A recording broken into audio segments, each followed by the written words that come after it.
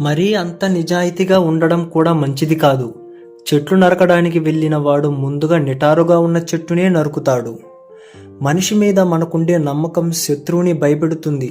మన అపనమ్మకం శత్రువు బలాన్ని పెంచుతుంది. తెలివైన వాడు ఎప్పుడూ తన ఆర్థిక విషయాలను ఇతరులతో పంచుకోడు. తెలివితోడు లేకపోతే బలమున్నా ప్రయోజనం లేదు. జాగ్రత్త వహించకపోతే బలహీనమైన శత్రువు కూడా మనల్ని ఓడించగలడు. ప్రపంచంలో అందరూ వారి స్వలాభాన్ని చూసుకుంటారు. ఎప్పటి వరకు మన నుంచి లాభం ఉంటుందో అప్పటి వరకే మనకు విలువ. శత్రువులను ద్వేషిస్తే ఆలోచన సామర్థ్యాన్ని కోల్పోతారు. అప్పుడు అతని బలహీనతలే కనిపిస్తాయి. స్నేహితుడిగా చూసినప్పుడే అతని బలాలు తెలిసి విజయాలను సాధించగలరు.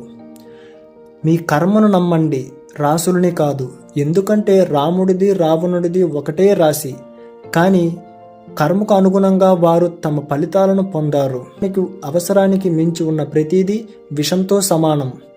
అవి బలం, ధనం, ఆకలి, అహంకారం, అత్యాశ, సోమరితనం, ప్రేమ, ద్వేషం లాంటివే. ఓ పని మొదలుపెట్టాక మధ్యలో ఆపొద్దు.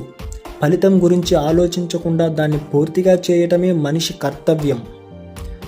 మనతో పాటు ఎవరు ఉన్నా, మన చుట్టూ ఏం జరిగినా స్వీయ నియంత్రణ అనేది అవసరం. మన మీద మనకు నమ్మకం లేకపోతే ఏ పని చేయలేం. ఏదైనా పని ఒకసారి విఫలమవ్వగానే దానిని వదిలేయొద్దు.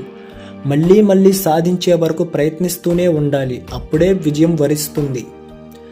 ఎందుకు చేస్తున్నాను, ఫలితం ఎలా ఉంటుంది, విజయం అందుతుందా లేదా, ఈ 3 ప్రశ్నలకు సమాధానం దొరికిన తర్వాతే ఏ పనిలోనైనా అడుగు పెట్టాలి.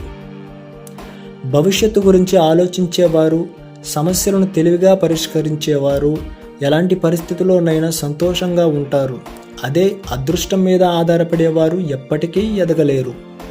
మీరు చేయాలనుకున్న పనిని ఎప్పుడూ బహిర్గతం చేయకూడదు. దానివల్ల మీకే నష్టం జరుగుతుంది. అది అమల్లోకి వచ్చే వరకు స్నేహితులతో కూడా పంచుకోకుండా రహస్యంగా ఉంచాలి. చుట్టూ ఉన్న వారితో జాగ్రత్తగా వ్యవహరించాలి. కొంతమంది బయటికి ఒకలా, లోపల మరొకలా ప్రవర్తిస్తూ ఉంటారు.